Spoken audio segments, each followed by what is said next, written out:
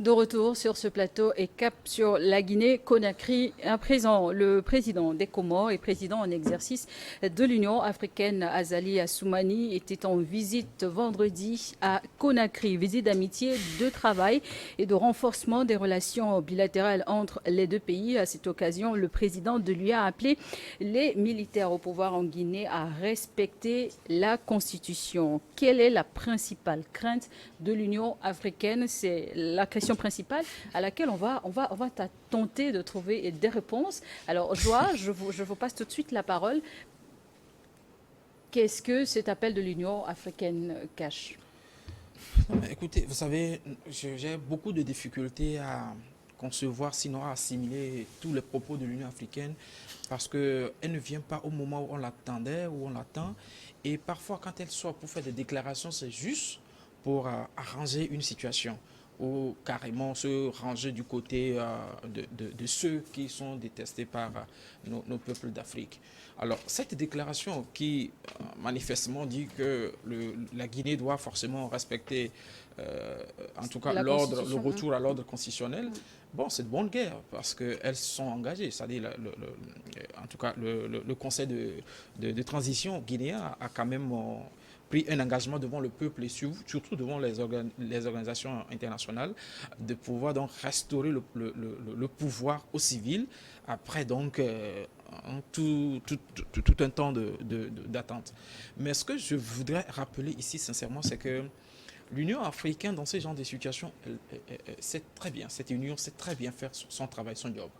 Mais au moment où il faut intervenir pour vraiment faire montre de force et de capacité en termes d'institutions continentales, elle peine difficilement à le faire. Et c'est ça qui nous met un peu en difficulté. Comment vous pouvez comprendre que l'Union africaine, on dit l'Union africaine, quand on parle de l'Union africaine, on fait référence peut-être à l'Union africaine, aux États-Unis et tout. Vous allez comprendre que la force même de l'Union africaine devrait dépasser certaines limites que nous sommes en train de discuter. Mais malheureusement, on ne la sent pas. Elle vit des situations qui lui sont imposées.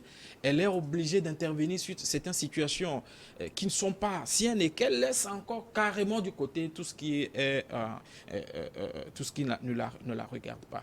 Alors, la Guinée, oui, ils vont suivre. Ils vont quand même essayer d'étudier la possibilité de retour à l'ordre constitutionnel. Mais il faudrait que le peuple guinéen sache que ceux qui sont en train de les diriger, ceux qui sont en train de conduire la transition, ne sont pas des ennemis, mais que c'est des personnes qui ont quand même envie de restaurer la paix, la sécurité et surtout le vivre ensemble entre tous les Guinéens. Bon enfant, Bonville, l'Union africaine appelle à l'ordre constitutionnel en Guinée. Selon vous, de quoi a peur l'institution africaine? Peur, ça, je crois pas. Mais méfiance, d'accord. Parce que vous savez que nous avons la Guinée, le Mali, le Burkina qui sont dans des impasses depuis un temps. Et que par l'intermédiaire de la CEDEAO, Le Tchad. du Tchad, Oui, du Tchad, le Tchad ouais. également. Non, moi, je veux parler d'abord De la sous-région. de la sous-région et Oui, le Tchad, c'est donc, dans la CEMAC. ça, c'est très vague. Donc, par l'intermédiaire de la CEDEAO, ces pays-là sont soumis à une feuille de route consensuelle. Vous avez vu que quand les choses là ont commencé, les pays qui n'avaient pas voulu respecter la feuille de route imposée constitutionnellement par la CEDEAO se sont vus sanctionnés et ça a eu des répercussions sur la pauvre population. Donc aujourd'hui, par exemple, quand nous prenons le cas de Mali, le Mali a fait un pas la fois passée, même si les gens croient que ça ne va pas toujours. Le Mali est en train d'aller effectivement sur la feuille de route qui lui a été confiée en organisant, comme la fois passée, le référendum.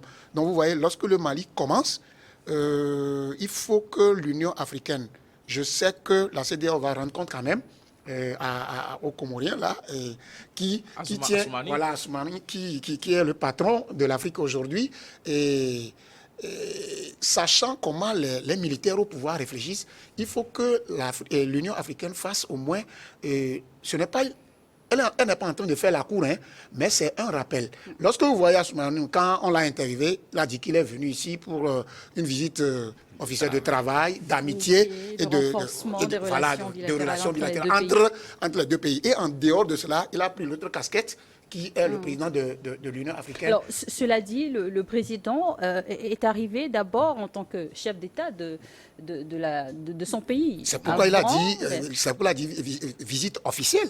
Un président qui exerce une visite officielle vers son homologue, c'est pour le travail, pour l'amitié. Il a parlé d'amitié. Maintenant, dans le travail, là, ce qui s'est dit entre eux, c'est ça. C'est là où il a pris l'autre casquette du président de l'Union africaine. Donc, c'était un rappel. Je n'étais pas là, nous ne sommes pas dans les secrets de Dieu, mais je sais que Assoumani aurait rappelé à Doumbouya que vous êtes 3 pays que nous gérons dans la sous-région. Le Mali est en train de prendre la bonne voie. Malgré que, même si à l'intérieur, les gens critiquent, ça dit le pas est déjà fait. Le Burkina va suivre. Donc, toi aussi, il faut faire pour stabiliser la région et faire tout pour organiser des élections et revenir à l'ordre constitutionnel. Je sais que, à moins que quelque chose se trame, après nous ne savons pas. Charlotte, juste une minute concernant ce qu'il a. Selon vous, l'Union africaine, le président de l'Union africaine, a fait son travail. Mais il est en train de faire son job parce qu'on n'est pas encore arrivé à terme. Aujourd'hui, c'est le retour à l'ordre constitutionnel. Lorsque, en dépit de tout, la Guinée arriverait à organiser les élections libres, transparentes et faire dégager Doumbouya et faire venir maintenant un civil au pouvoir. Là, l'Union africaine pourrait pousser un ouf pour savoir que sa mission Valentin est... Mayaba très impatient de prendre la parole et j'ai une question pour lui. Mais alors, je vois très rapidement, vous voulez rebondir. Savez, ce que Bobby vient de dire, c'est très pertinent. Et puis, ce qui est intéressant, c'est ce qu'on appelle le suivi. Le suivi d'après tout ce qui s'est produit en Guinée. Mais ce genre de suivi doit être appliqué dans tout le secteur au sein de la sous-région. Vous comprenez combien de fois on nous a fait sortir des accords et tout qui sont restés lettres mortes. On ne sait même pas où est-ce que ça y est. Aujourd'hui, quand vous voulez sortir la libre circulation des biens des personnes entre les États, où est-ce que ça y est? Il n'y a aucun suivi. Mais ils doivent revenir sur ces genres d'accords-là. Pour faire référence et dire, tout à fait. Et revenir sur ce genre de décision et dire où en sommes-nous, comme il a fait en rappelant. Voilà ce que nous voulons des chefs d'État, pas comme ce qui les arrange ou ce qui arrange. Valentin Mayaba, est-ce que vous êtes vous également serein? Le Mali a commencé par respecter la feuille de route de la transition en organisant le référendum. Est-ce que l'Union africaine, selon vous, peut aussi rester tranquille, comme quoi la Guinée également va respecter sa feuille de route? Vous savez, cette question de Union africaine, CEDEAO, tout ça là, je crois que c'est une diversion que ces institutions-là sont en train de semer dans la tête des Africains, hein, il faut le dire de façon globale. Parce que depuis le scénario du Mali, venant au Burkina, Guinée, nous avons vu l'arme que ces institutions ont prise. Enfin, ces institutions ont pris pour quand même montrer aux yeux de ces pays-là qui sont arrivés à cette situation-là. En principe, quand vous prenez le cas de la CEDEAO, par exemple, c'est une institution sous-régionale pour accompagner les pays qui sont en conflit, puisque dans la charte de la CEDEAO, c'est défini clairement. Quand vous venez, vous dites non que la charte de la CEDEAO, elle est là, mais selon chaque pays, puisque je le disais à l'époque ici, que selon le contexte qui est prévu ou qui est établi, on gère les problèmes au cas par cas. Maintenant, quand vous dites, quelqu'un fait un coup d'État, vous dites 3 mois, 18 mois, 6 mois, à supposer que pendant cette période, on n'a pas pu résoudre le problème qui a amené et les militaires ont fait le coup d'État. Comment on en fait? Donc, accompagner veut dire qu'on suit le processus avec les acteurs et on essaie de les accompagner dans un sens ou dans l'autre. Maintenant, quand vous dites, par exemple, le déplacement du président comorien, le président de l'Union africaine, récemment en Guinée, dont il s'agit aujourd'hui, on est en train de parler, moi je trouve que c'est une diversion. Parce que déjà, la Guinée avait donné sa volonté, le Doumbouya avait donné sa volonté de rendre le pouvoir aux civils. Ça, c'est un acquis. Aujourd'hui, quand les Agboui parlent pour rassurer, c'est un rappel. Mais Doumbouya n'est pas un enfant. Quand il dit je vais le faire, je vais le faire. Maintenant, cette visite-là, ça cache quoi? Je viens. Ça cache quoi?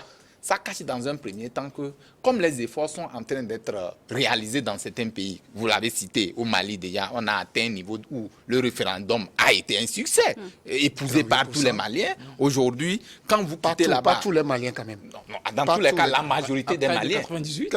Oui, je parle de la majorité des Maliens. Tu ne pouvais pas avoir tout le monde, puisque quand on parle d'une élection, d'un référendum... C'est la majorité qui C'est la l'emporte sur la majorité qui minorité. l'emporte. Vous ne pouvez pas me démentir ça. Donc, c'est pourquoi je dis, l'effort a été déjà enclenché. Donc, dans le pays comme le Mali, quand vous venez au Burkina et vous venez en Guinée, ça veut dire que le processus prend déjà en compte les réalités de chaque pays. Donc aujourd'hui, en allant en disant donc, vous devez savoir que vous devez rendre le pouvoir aux gens, mais c'est un rappel, certes. Mais est-ce qu'au cas où Doumbouya ne respectait pas sa parole, quelle sera la décision de l'Union africaine? Puisque ça s'est passé ailleurs. Quand vous regardez un peu le Tchad, je parlais du Tchad, où quand c'était passé, c'est l'Union africaine, il y avait une assise nationale où l'Union africaine a accepté, malgré les dérogations qui ont été données, de donner mandat au président, au fils Déby, de continuer, alors que la Constitution, on dit le respect de la Constitution. La Constitution ne le respectait pas. Maintenant, on parle de la primauté de l'urgence par rapport aux règles qui ont été établies. L'Union africaine se veut garant pour s'assurer du respect de la Constitution. Oui, justement. Mais qu'est-ce qui s'est passé entre-temps avec le Tchad? Et ça ne s'est pas fait. C'est aussi ça le problème. Donc c'est pourquoi je dis que les pays... Vous savez, les problèmes au cas par cas. Oui, c'est ce que j'ai dit. Donc vous savez ce qui s'est passé au Tchad, ce n'est pas ce qui s'est passé quand même. Ce qui s'est passé au Tchad diffère de ce qui pourrait se passer en Guinée. C'est un coup d'État. C'est un coup d'État. Oui. Mais le problème, c'est quoi? Lorsque un homme habillé s'accapare du pouvoir, vous savez, ils ont une autre mentalité par rapport à leur formation. Non, les textes, c'est les textes. Non, respectons les textes, c'est simple. Qui te dit qu'un militaire va dire que je vais faire ceci aujourd'hui et demain il change? Non, il ne faut pas faire les procès d'intention. C'est d'abord un citoyen. Parce que un militaire, c'est d'abord un c'est citoyen. un citoyen. Vous ne pouvez pas calquer l'esprit d'un citoyen, c'est un civil. Vous savez, non, Doumbouya, c'est un homme d'armes. Ça. Nous avons vu dans des pays africains des militaires au pouvoir qui avaient dit qu'ils vont quitter, mais finalement, Mais ils qui ne n'ont pas sont jamais quitté. partis. Ils ne sont jamais partis. Oui. Ça veut dire que, vous savez, ce que je voudrais dire, peut-être je ne sais pas si je m'exprime bien. Le problème, c'est que un militaire diffère quand même d'un civil. Il a été civil avant. Il a été civil avant d'être militaire. Maintenant, sa formation, ces propos-là ne tiennent pas. Moi, je ne peux pas qualifier la visite du président de l'Union africaine en Guinée de diversion. Non, parce que c'est nous-mêmes qui, ici, nous allons revenir encore sur ce plateau-là pour dire que, est-ce que quand ceci a fait là, est-ce qu'il y avait eu de suivi, etc. Vous savez, Mamadi Doumbouya avait, quand il était venu en même temps, il avait une bonne intention. Vous allez voir dans ses actions qu'il avait de très bonnes intentions. Mais à un moment donné, il a commencé par mettre... non, il n'a rien mis. Quel pas qui commence par... Vous pouvez me donner un exemple de pas qu'il a posé... Qui commence par inquiéter les gens. Aujourd'hui, je ne vois pas de diversion dans la visite du président comorien. C'est pourquoi... Parce qu'il est le patron maintenant. Il est venu, il veut s'inspirer. Non, quelle diversion? Il veut s'inspirer de ce qui s'est passé au Mali pour venir prodiguer de conseils à Doumbouya. Quel que soit le fait que tu veuilles vouloir laisser le pouvoir. Mais ça n'empêche pas qu'on vienne te rappeler quelques principes. Moi, je ne sais pas en quoi cette visite-là serait qualifiée de diversion. Je vais attaquer pour éviter qu'on fasse encore des critiques vaines sur ce plateau-là. Il est dans son travail. Il est le patron et il fait son suivi. Joa Talaké, l'opposition guinéenne s'oppose également, en tout cas n'est pas d'avis que l'Union africaine soit, en tout cas le président de l'Union africaine soit arrivé en Guinée pour le travail, pour les relations d'amitié, mais pour encourager la junte pour qu'elle se maintienne au pouvoir. C'est le leader du PPC, le Parti pour le Congrès et pour le progrès et le changement qu'il a déclaré devant les médias. Les médias, oui. Qu'est-ce que vous en dites? Non, je pense que selon les déclarations du président nouveau patron de l'Union africaine, les propos de l'opposition ne tiennent pas parce que lui, il est venu juste rappeler. Et même quand il rappelle que le retour à l'ordre constitutionnel, il arrange forcément ceux qui luttent, que ceux qui militent à venir au pouvoir. Maintenant, ce que je voulais rappeler ici, que je qualifie, que je m'aligne souvent, surtout sur les dires du DP Symposium, c'est quoi? C'est que, vous savez, l'organisation de voyage d'État, d'un chef d'État vers un autre pays, ça coûte des fortunes. Beaucoup d'argent. Et on ne doit pas se permettre de spolier les fonds du contribuable pour pouvoir venir juste dire certains trucs qui peuvent se gérer au téléphone. C'est pourquoi aujourd'hui nous avons forcément des moyens plus sûrs de pouvoir donc s'entretenir. Et puis, si c'est un rappel, écoutez, on a la possibilité ils ont la possibilité d'échanger.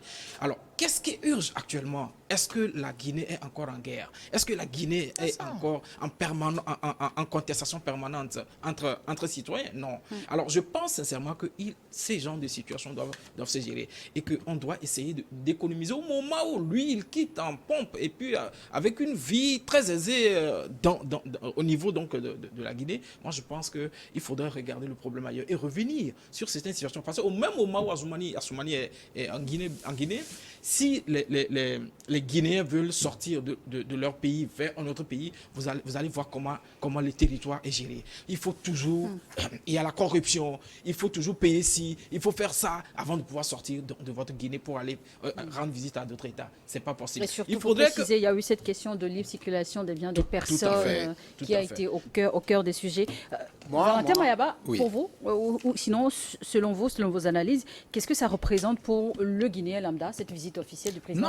Non, c'est non-événement, en fait. À mon avis, c'est un bon événement. Parce que c'est une première visite. Oui, c'est une première visite, certes. C'est pourquoi je dis c'est une première visite, puisque lui aussi vient de prendre la tête de l'Union africaine et il faut au moins qu'il se donne un nom dans le règlement de ces conflits et tout. Nous connaissons tout. Quand ça s'était passé, moi je prends cet exemple-là pour faire l'illustration. Quand ça s'était passé au Tchad, pourquoi est-ce que l'Union africaine n'y était pas? Quand elle y était, n'avait pas quand même cherché à ce qu'il y ait le retour à l'ordre constitutionnel. On ne peut pas me dire aujourd'hui que les pays qui sont en train de faire des efforts avec les citoyens avec le peuple guinéen, sont en train de mener la Guinée vers des perspectives nouvelles, que c'est un président qui quitte pour dire que non, demain on mettra ça à l'actif de l'Union africaine, c'est parce que c'est vous qui êtes venus nous dire qu'on doit rendre le truc. Nul n'est été. Si c'est seule la volonté des peuples guinéens, peuvent quand même sortir des Guinéens de cette situation. Comme ça, on constate au Mali. Parce que toutes ces institutions de sous-régionales et régionales n'ont quand même absolument rien foutu en Afrique. Ils ont avoué leur échec et tout le monde, c'est des échecs cuisants. Et nous sommes conscients qu'aujourd'hui, il faut que ces institutions se refassent. Parce qu'à un moment donné, ont été décriées de manière à ce qu'ils font 2 poids 2 mesures. Quand vous êtes là pour un règlement de conflit, il faut que cela se situe dans un cadre où on ne puisse pas faire des yeux doux à certains contre les autres parce qu'il y a tel Macron est allé au Tchad, il faut derrière aller pour accompagner ce mascarade de ce qui s'est passé, je crois, au Tchad. Moi, je trouve que c'est une honte pour l'Afrique. Nous sommes capables de régler nos problèmes. Certes, nous avons besoin de ces institutions régionales et sous-régionales, certes, mais il faut que ces institutions soient des institutions indépendantes. C'est très important. Aujourd'hui, si vous voyez l'Union africaine, elle est financée à plus de 53% de ses ressources pour soutenir l'Afrique. Où est-ce que vous pouvez trouver votre indépendance dans cette question? Donc je me dis que les Guinéens doivent être prudents. Et Doumbouya, je sais que c'est un monsieur qui est en train de chercher le bonheur pour le peuple guinéen. Ils savent que les Guinéens sont sortis d'une situation pas possible. Il a même dit et réitéré également qu'il va rendre le pouvoir aux civils. Nous l'attendons, mais pas mettre ça. Parce que si demain il rendra le pouvoir aux civils, ils diront que non, c'est grâce à l'Union africaine qui est venue nous donner des injonctions. C'est cela qui a amené à cela. Non, je me dis qu'on doit être des peuples responsables. Les peuples africains doivent être des peuples responsables pour que demain, notre avenir nous appartienne. Merci beaucoup. Pour finir sur ce sujet, je vous redonne la parole. Bon enfant Agobi, cette visite officielle du président de l'Union africaine, c'est une bonne nouvelle pour les Guinéens? Bien, bonne nouvelle. Bon, c'est flou là. La question est un peu. Monsieur Bonaparte, vous savez. Non, le problème. Non, je ne suis pas bouleversé. Vous savez, le problème est que je vais commencer par ce que je a dit, que le déplacement du cortège présidentiel coûte cher. Vous savez, le président comorien a 2 casquettes. Et quand vous voyez sa déclaration, on a dit qu'il est venu en visite d'amitié et de travail. Vous comprenez? tout ce qui a été dit entre Doumbouya et Assoumani, nous ne sommes pas là, nous n'avons pas compris. Vous voyez, non? Donc on ne peut pas, on ne doit pas avoir, voilà, on ne doit pas faire une relation, on ne doit pas faire une relation avec entre une visite d'un président et ce qui va ressortir immédiatement pour la population. Mais la population a besoin de savoir. La population a besoin. Oui. Mon problème, c'est quoi? Monsieur Assoumani a pris la reine de l'UA, ça n'a pas duré. C'est comme ça. Il a le droit, il a une feuille de route. Il y a des questions qui tentaient à être résolues avant qu'il n'arrive. Donc on lui a tendu la canne. Il a le droit de visiter les pays en problème avant qu'il ne prenne la reine. Il a le droit. Et vous dites que quand vous dites que l'Union africaine a été financée par des choses de l'Afrique, vous savez que quand il doit... de l'Afrique, il n'y a pas de problème. Maintenant, quand il va sortir dans le cadre de l'Union africaine, ce n'est plus quelque chose qui doit payer forcément et qui va peser forcément sur son trésor national. Ce n'est pas possible. Je dis que donc sur nous, aujourd'hui, lorsque notre président de la République fait une sortie pour aller au Ghana, ça fera quoi pour la population ghanéenne? Je dis il faut sectorier les choses. Soit il va pour quelque chose. Ici, M. Assoumani est allé pour une vie d'amitié d'abord et maintenant pour le travail dans le cadre de l'Union africaine. Vous savez, qu'est-ce qui va ressortir? Ça peut rassurer peut-être les populations. Vous savez, Alors, un moment compliqué. Oui, je prends la parole. Okay. Alors, juste à mon avis, cela pourrait rassurer les populations quant aux bonnes relations qu'entretiennent leur pays avec les voisins ou les pays extérieurs. Mais très rapidement, je vais recueillir votre avis sur la déclaration du président du PPC, ce parti de l'opposition qui s'est opposé catégoriquement à ce qu'on applaudisse cette visite, comme quoi, selon lui, cela c'est pour venir encourager, soutenir le au pouvoir. Qu'est-ce que vous en dites? Vous savez, dans un pays de droit, tout le monde a sa manière de voir les choses. Ce n'est pas tous les Guinéens qui n'avaient pas applaudi la venue de Assoumani. Donc, il a le droit de penser à ce qu'il veut et de le dire. Ça, c'est dans un état de droit. Il croit que la venue de Assoumani pourrait, d'une manière ou d'une autre, comme si accréditer l'autre, à s'éterniser sur... alors que vous venez de dire que Doumbouya même, en lui-même, est en train de faire des choses pour pouvoir quitter le pouvoir. Donc, il y a dichotomie dans tout ce que vous dites là. Si la personne de Doumbouya même voulait partir et faire venir un civil, vous comprenez? Et que le président là aurait su, celui qui a fait la déclaration aurait su, sa déclaration ne cadre pas avec la venue de l'autre. L'autre est venu et il a dit, ils ont parlé pour dire à l'autre de tout faire pour revenir comme Doumbouya même veut, à l'ordre constitutionnel. Donc moi je vois nul et non avenu la déclaration de ce président-là. Pour qu'un pays se porte bien, le profil du leader, ça a une importance capitale, civile ou militaire. Pourquoi est-ce que la question se pose toujours en Afrique? Oui, c'est une question centrale, hein, parce qu'aujourd'hui, on dit quelqu'un qui a la vision, quelqu'un qui peut... Mais quand tu as le treillis dans la charte, c'est difficile. Maintenant, il faut revoir la question. Comme vous l'avez dit, je crois que c'est une question très essentielle. Il faut la revoir, même si l'armée ou le militaire veut arriver au pouvoir. Je crois qu'il y a les mécanismes qui sont déjà prévus pour qu'un militaire vienne au pouvoir. On ne refuse pas à un militaire de ne pas être au pouvoir, mais à un moment donné, il va sortir son treillis, la cacher quelque part, il devient civil avant d'arriver au pouvoir. Très important. Ce qui n'est pas le cas jusqu'à présent.